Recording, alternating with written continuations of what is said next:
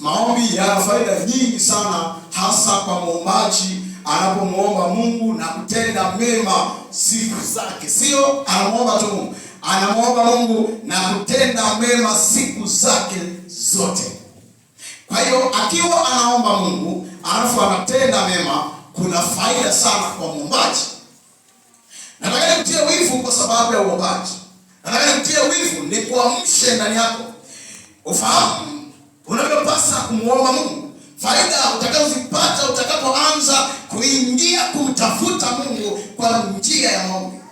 Kwa hiyo utakapoziona faida zake zikikufaa utashikamana nazo.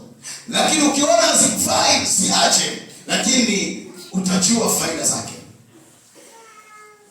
Faida ya moja ya maombi huongeza utakatifu ndani ya Mkristo muombaji. Faida namba moja ya maombi huongeza utakatifu ndani ya moyo wa mtu anayeomba. Mtu anayeomba lazima ataongezeka utakatifu, yaani kujitenga na maovu. Kwa sababu anajua ili Mungu amsikie lazima jitenge na maovu. Kwa hiyo mtu anapokuwa muombaji ni lazima ataongezeka utakatifu ndani yake. Kwa hiyo mtu anayeingia kwenye maombi anakaa mahali anamwita Bwana kwa uchungu, anamtafuta Mungu, anamwita Mungu kila wakati. Mtu huyu ndani yake huongezeka utakatifu. Utakatifu unaongezeka ndani yake. Kwa nini unaongezeka? Yale mahusiano yake na Mungu, yale mahusiano yake na Mungu ya mara kwa mara yanasababisha akue kiroho, aongezeke kuwa mahali alipokuwa awe kiwango cha juu, kwa sababu ya maombi yanaongeza utakatifu, yanasababisha mtu aongezeke kujitenga na maovu, yanasababisha mtu moyo wake utafakari mema wakati mwingi kwa sababu ya yale maombi. Kwa mtu anapokuwa anaingia kwenye maombi, huwa anasababisha hata macho yake anafumba ili asione chochote, ili apeleke hisia zake na maombi mbele za Mungu. Sasa anapoweka muunganiko kati ya yeye na Mungu, maana yake lazima anajishusha mpaka anajiona hafai, anamwelekea Mungu. Sasa maombi haya yanamsababisha mtu aongezeke utakatifu ndani yake. Kwa hiyo anapokuwa anafanya mara kwa mara nyingi huanza kuogopa hata baadhi ya mambo, kwa sababu yale mtu anapokuwa muombaji anapata nguvu. Sasa Mungu anapoona kuna mahusiano ya karibu kati ya yeye kila wakati, maana yake lazima utakatifu ndani utaongezeka. Hebu nisomee Ibrania sura 12 mstari wa 14. Tafuta kwa bidii kuwa na amani na watu wote, na huo utakatifu ambao hapana mtu atakayemuona asipokuwa nao. Na hapa nimesema kama tulivyoandika, maombi yanaongeza utakatifu ambao Biblia inasema hakuna atakayemuona Mungu asipokuwa nao. Bwana asifiwe. Amen. Kwa mtu ili amuone Mungu lazima awe na utakatifu. Na maombi ni sehemu ambayo inaongeza sana utakatifu ndani ya mtu. Mtu anapokuwa muombaji anamlilia Mungu, hata kinywa chake kinakuwa hakinakosa kunena machafu, kwa sababu hakiwezi, kwa sababu anajua na kwenda kunena na Bwana. Ninapomuomba Mungu lazima niepukane na 1, 2, 3. Biblia, neno la Mungu hata wenye dhambi wanasoma ili wapone kuwa Wakristo, lakini kumwomba Mungu anamtaka mtu aliyenyooka, aliyetakasika, ili Mungu asikie maombi yake.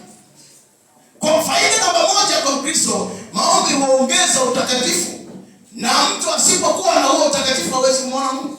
Bwana asifiwe. Amen. Kama tunaongezewa utakatifu kwa njia ya maombi, unajua mtu akitoka kwenye maombi hapa amemwita Mungu kwa hisia ya kweli, amemwelekea Mungu kwa moyo wote, hata anapotembea yake sio kama anapotembea yake siku zote, ila kwa sababu hujawahi kufanya maombi yako leo usinielewe.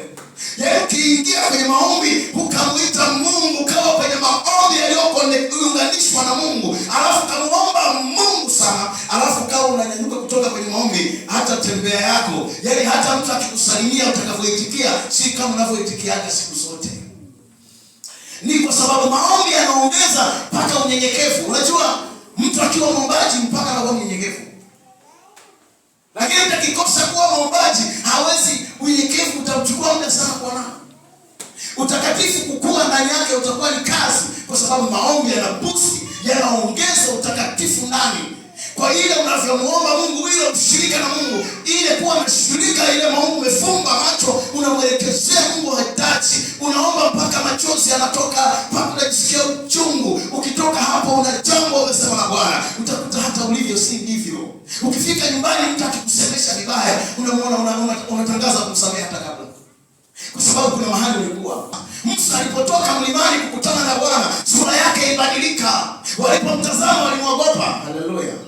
Mtu akiwa kwenye maombi akaambatana na Mungu, akiwa anamwita sana Mungu, hata sura yake inatisha. Yaani ukimtazama unaogopa. Hapo unasema hili nikimuuliza huyu, alisema nitamwambia huyu. Wewe angalia hata hapa anapoongea unajua. Yaani kuna mtu kumwambia mambo yako ya ovyo ni rahisi, alafu kuna mtu huwezi kumwendea kumwambia mambo ya ovyo. Yaani yale mambo unazungumza huwezi kusema naye. Musa alipokuwa ametoka kukutana na Mungu, yeye sura yake ilibadilika. Biblia inasema alikuwa na utaji. Yaani walipomtazama Waisraeli walimwogopa. Lakini mtu aliyekosa maombi huwa ni kama mtu aliyekosa baadhi ya vitu. Amekuwa na kashakoa, amekosa baadhi ya chakula. Kwa hiyo kuna kashakoa ya kiroho ambayo mtu inakuwepo ndani yake kwa sababu ya kukosa kuomba. Mtu anapoomba anapandishwa toka juu, anakwenda viwango vingine kwa sababu ile ya mahusiano ya karibu ya yeye na nani? Na Mungu. Vile anavyokuwa na mahusiano na Mungu ndivyo anavyoongezeka katika ulimwengu wa roho. Kwa sababu mtu wa ndani unataka mahusiano na aliyeuleta mtu wa ndani. Mtu anapokuwa tayari sabini unakuwa ni Mkristo, ni mtu wa rohoni, alafu hatembei rohoni, alafu hamwombi Mungu, hata shirika naye. Yaani yeye kusikia maombi basi maombi ya Jumapili. Fulani usimame utuombee. Basi ndio hilo. Yaani yeye usimame tuombee. Haya ndio maombi anayachua basi. Akitoka hapa na shirika sana. Mtu huyu kuongezeka kiroho itashughulika kwa shughuli sana. Hata ungemfundisha vitu vya rohoni hawezi kuvijua kwa sababu ya ushirika wa rohoni. Mtu akiwa shirika na wa rohoni na Mungu, maana hata ukimweleza mambo ya rohoni anaongezeka.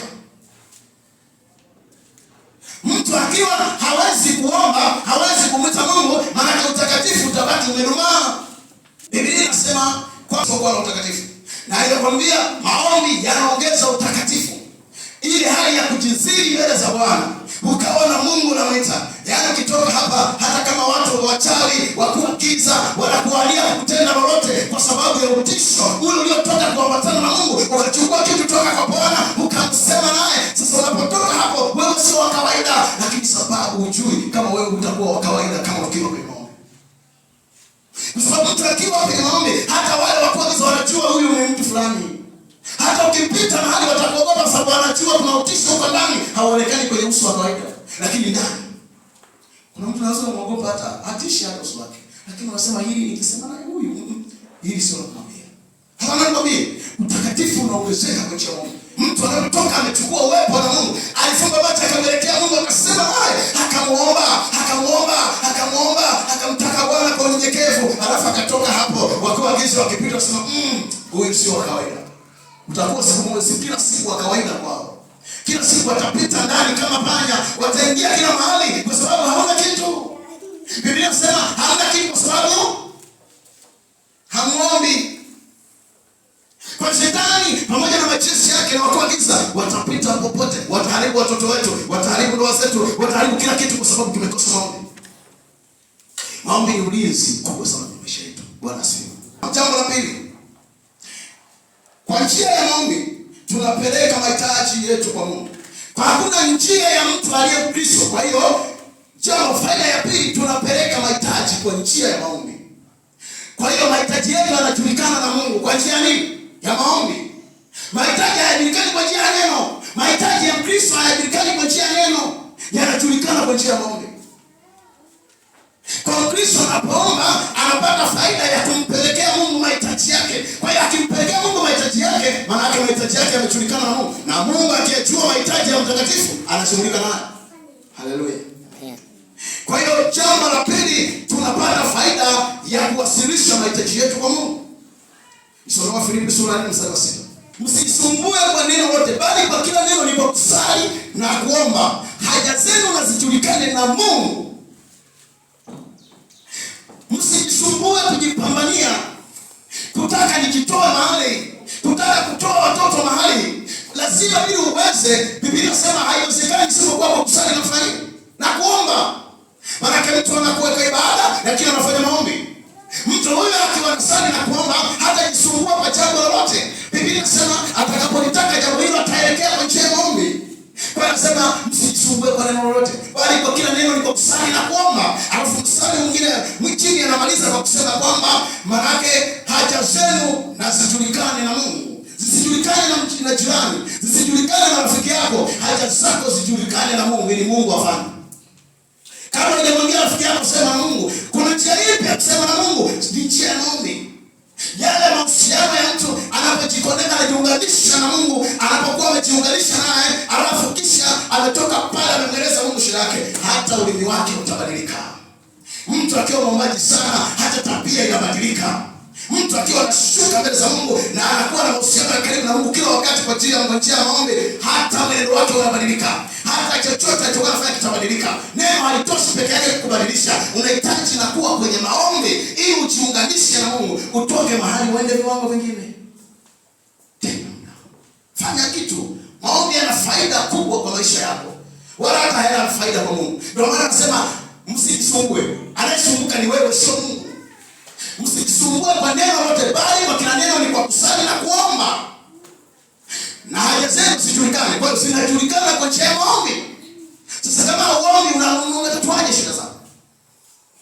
Kama huwezi kuwa na maombi, hauwezi kufunga, hauwezi kumtafuta Bwana kwa njia ya kujinyima, siku zote ni kula tu toka Januari mpaka Disemba. Yaani hakuna siku hata moja ukasema leo niko na haja na Mungu kwa sababu ya maisha yangu sijiwezi kutoka hapa kufika kumaliza mwendo mpaka nikamwone Baba. Ili niweze na kuhitaji Mungu zaidi, nami leo sitakula sakunywa, nitakuwa nazungumza na Baba. Hakuna. Siku ya kwanza, ya pili, mpaka siku 30, mpaka mwezi wa kwanza, mpaka wa 12, wewe ni kula tu. Hivi unaongeza kitu gani? Tengeneza nafasi ya maombi. Muombe Mungu ili upate mahitaji yako. Kuna vitu unahitajika upate ili wewe unaona unavyo huna. Ila Mungu anajua utakapomuomba kuna kitu atakupa. Kuna mahali utasogea.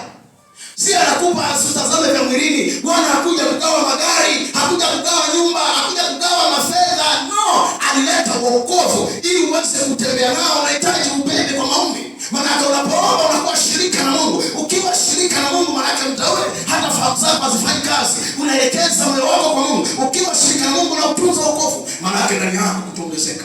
Haleluya. Amen. Mtu anaongezeka ndani yake anakuwa viwango vingine. Kwa sababu alikuwa yuko karibu na maombi. Hakuna njia inayomkuza mtu kama njia ya maombi. Mkristo anataka kwenda kwa Baba, lazima awe na ujirani naye. Kwa njia ya maombi unakuwa jirani na Mungu. Kwa sababu unavyojiunganisha naye, maana yake unakuwa wewe unajulikana naye. Haleluya. Amen. Bwana Yesu asifiwe. Amen. Bwana Yesu asifiwe.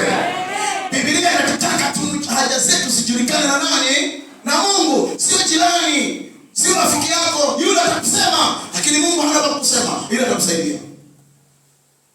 Na kuna mahali Mungu amekupitisha ili akufundishe kitu. Kuna mahali anakupeleka tena. Haleluya. Amen. Ili ujue Mungu amekupitisha hapa, lazima uwe unamuomba. Atakwambia uwe mvumilivu. Usipomuomba huwezi kujua kama Mungu anakusudiana na wewe. Kwa hiyo kuna mahali unatamani kukaa mahali, lakini Mungu anataka ukae hapa kwanza. Baada ya hapo ndio atajua kitu gani. Kwa hiyo ujue haya nayo unayopitia ni Mungu, maana yake lazima kwanza umtafute ili akujulishe hapo ulipo ni mimi nimekuweka. Bwana asifiwe. Hawezi kujua kwa kusoma neno. Hata wapagani wanasoma Biblia na wanazo imani mwao. Lakini walichokosa hawawezi kuingia kwenye maombi. Vipi wewe ni nani kati ya wao na wewe? Hawawezi kuingia kwenye maombi wapagani. Isipokuwa wanaweza kuwa na Biblia na wanaweza kuwa na neno. Wanaweza kuwa na kila kitu, wanaweza kuwa na tenzi, wanaweza kuwa na kitabu cha nyimbo, lakini wanaweza wasiwe na maombi. Hicho tu mtatofautiana pamoja nao. Kwa sisi tunapokuwa tunamwita Mungu, maana yake tunaleta ukaribu na Mungu ili kukuza watu wa ndani. Tunaleta mafanikio kwenye maisha ya kiroho. Mpagani anaweza kumiliki Biblia, anayo mpaka sasa. Na kuna zingine tuligawa tulifogawa kwa watu mpaka sasa wanaanza na kanisani hawaendi, wanakunywa. Sasa anayo Biblia, anayo neno, lakini hawezi kitu kimoja. Hichi kitu kinamhitaji mtu wa rohoni. Bwana asifiwe.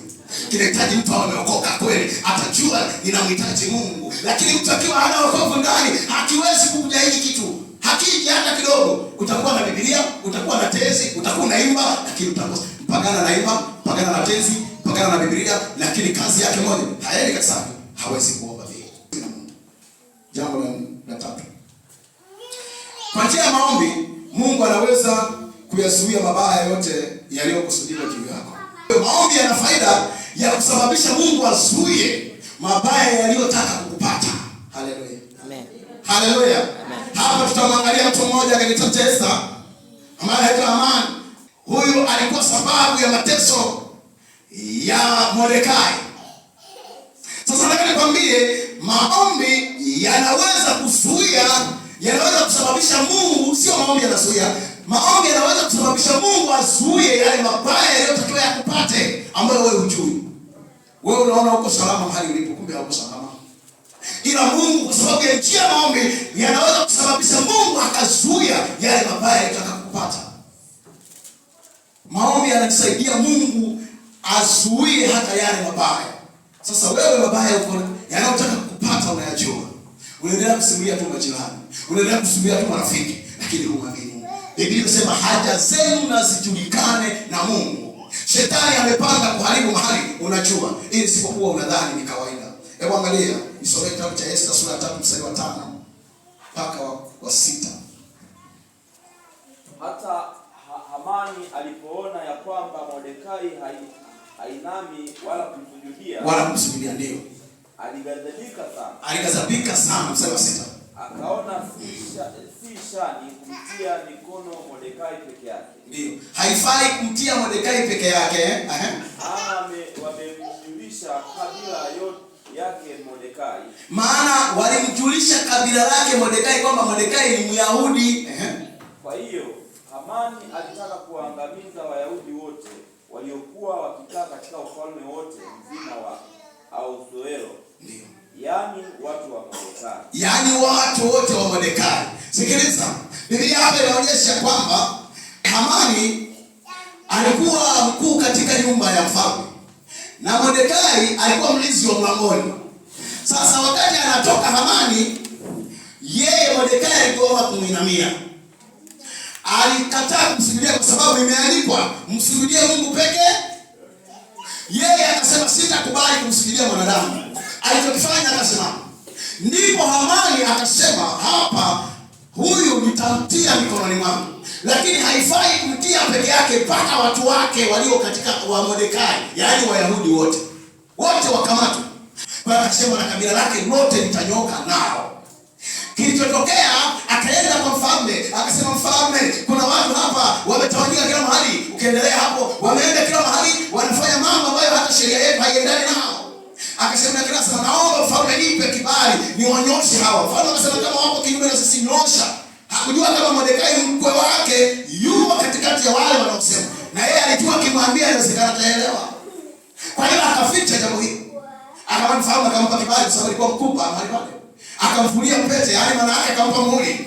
Biblia inasema akampa muhuri. Yaani akisema ukiwa na pete hiyo fanya kila kitu unaweza kuweka na itaonekana ni mimi, utagonga muhuri wa pete hiyo. Kwa muhuri ule akampa. Wana akaandaa taarifa. Wayahudi wote wauawe. Wote wauawe. Hebu tusomee, naendelea kusoma 4 mstari wa 13. Esta 4 mstari wa 13 mpaka 17. Lakini sura ya 13 anasema, naye Mordekai akawaagiza wampelekee Esta jibu la kusema, ndio, wewe usijidhanie kuwa wewe utaokoka, ndio, nyumbani mwa mfalme zaidi ya Wayahudi wote. Ndio. Kwa maana ndio, wewe ukinyamaza kabisa wakati huu, ndio, ndipo kutakapotokea Wayahudi msaada, wokovu kwa njia nyingine. Anasema Mordekai aliwatuma wajakazi wa Esta, akasema kamwambie Esta, haina maana kwamba wewe utapona kwenye hili jambo lililoandikwa na Hamani. Na Hamani ameandika ya kwamba Wayahudi wote waangamie. Na wewe Esta usijisahau kama wewe ni nani? Ni Myahudi.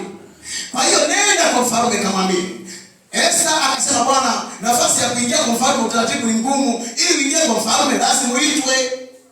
Akasema, sikiliza, lakini usipokwenda ufahamu hautapona pia. Wewe ila Wayahudi watatafutiwa njia nyingine ya wokovu ya kupona, ila wewe utaangamia. Esta akasema, endelea mstari wa mfalme.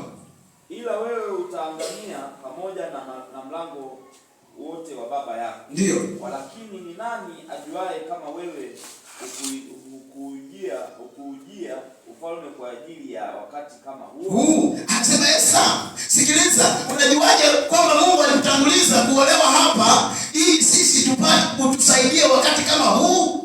Kumbe kila mtu mahali anakwenda kwa sababu maalum. Bwana asifiwe. Amen. Kila mtu anaenda mahali kwa sababu maalum. Umeenda pale ulipo ni kwa sababu maalum. Kuna wakati Mungu amekuweka kwa sababu. Kwa Esta, Biblia inasema hakunga alipelekwa mahali pale. Akasema, hujui, nani anajua kwamba wewe uliletwa hapa kwa mfalme, ulitangulia kuolewa hapa ili ututetee wakati huu? Unajuaje? 15. Basi Esta akawatuma ili wamjibu Mordekai. Ndio. 16. Uende ukakusanye Wayahudi wote. Wakusanye. Hapo ndo ajenda ya ukombozi inaanza. Ndio. Uende ukakusanye Wayahudi wote. Ndio. Waliopo hapa Shushani. Mkafunge kwa ajili yangu. Mkafunge kwa ajili yangu. Ndio. Msile wala kunywa muda wa siku 3. Ndio, siku 3. Usiku wala mchana. Usiku wala mchana. Nani na wajakazi wangu tutafunga vile vile. Na yeye Esta na wajakazi wake wanafunga. Kisha nitaingia kwa mfalme kinyume cha sheria. Kwa sababu nimefunga, nitakwenda kinyume cha sheria. Ili Bwana atumie anisaidie. Nami nikiangamia na niangamie. Na kama nitakufa, Bwana atakuwa amekubali nife, acha nikafe. Kwa hiyo unaona tayari Esta anatoa maneno kwa Mordekai. Anasema, mjomba, cha kufanya hapa naomba mfunge siku 3, usiku na mchana, asile mtu. Alafu na mimi na wajakazi wangu tulionao niliopewa na mfalme tunafunga, hatuli siku 3. Nitakwenda kwenye nyumba ya mfalme kinyume, ili maombi yanifundishe kuingia kwenye nyumba ya mfalme kinyume. Kwa Esta alijua bila maombi hawezi kuingia kwenye nyumba ya mfalme kinyume. Ili maombi yanaweza kubadili lile kusudi lililokuwepo kwa mfalme, moyo wa mfalme ukamkubali. Kwa sababu ili uingie, ukipata kibali ukiingia bila kuitwa, maana yake mfalme asipokunyoshia fimbo anakuua. Bwana asifiwe. Na Esta alijua nahitaji maombi, alafu sio maombi ya kufunga, alafu sio siku moja, siku 3, watu wasile bila kunywa usiku na mchana. Wakishaingia kwenye maombi ya mfungo, wawe karibu na Mungu, alafu yeye akiwa anatembea na yeye amefunga, yupo amejiconnect na Mungu, aingie kwenye nyumba ya mfalme bila kuitwa. Biblia inasema alipofika kwenye mlango wa mfalme, akaingia, akamfalme akamwona, Esta, kuna nini ndugu yangu? Akamnyoshia fimbo. Akasema, ingia. Sasa kusema lolote Esta. Maombi yanayobadili moyo wa mfalme hawezi kusema. Kwa sababu kule nyuma alisema, nina siku nyingi sijawahi kuonana na mfalme, kama siku 30. Simjui mfalme yuko, sijawahi kuonana naye, sasa nitaingiaje? Sasa fungeni muombe, alafu maombi alimpeleke mahali ambapo hapawezekani. Sikiliza, maombi alimfikisha Esta mahali ambapo hapawezekani. Siku 30 hakuonana na mfalme, siku nyingi alikuwa hajaonana na mume wake mfalme. Sasa maombi anampeleka pale kwa kibali cha kufunga na kuomba. Amefunga siku 3 na wote Wayahudi wafunga na yeye na wajakazi wake wakafunga. Alafu akiwa kwenye maombi ya mfungo akauelekea mlango wa mfalme.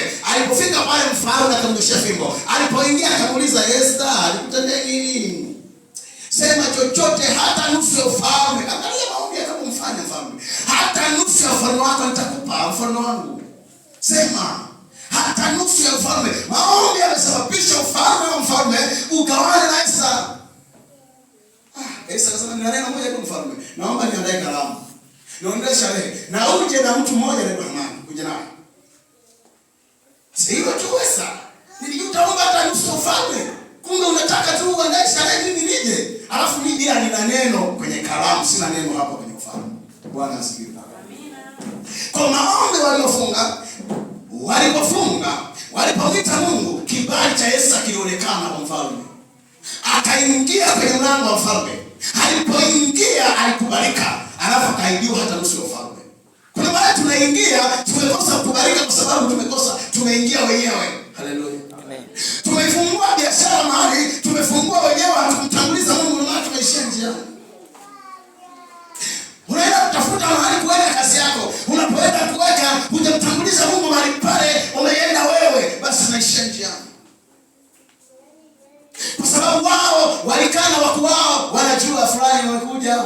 anafungua biashara na hela, huyu arudi hivi hivi, acha afungue. Unatoa kodi siku ya kwanza, siku ya pili, mara siku zimeisha, miezi mingapi, kazi huna tena. Wakasema tayari karudi, kwa sababu tulienda wenyewe. Bwana asifiwe. Amen. Sasa tunamuona Esta anapata kibali kwa njia ya maombi. Wanafunga. Walipoingia kufunga siku 3, akaingia kinyume cha mfalme, kinyume cha sheria ya Shushani.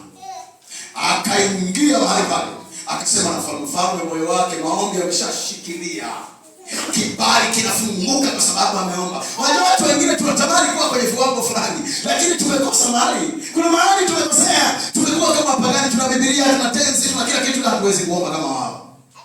Tumebishana nao. Sipokuwa tu tunauzia ibada wao. Sasa nikwambie, siri ya Esta ilimvusha hata kutaka kupata kibali kwa mfalme, na sivyo angeuawa. Akasema siwezi kwenda hivi hivi, nahitaji maombi. Alimjua Mungu wa Israeli. Alimjua Mungu wa Israeli. Alimjua Mungu anachotaka. Alimjua Mungu ni nani. Yesu akamtumia na Mungu akamfanikisha.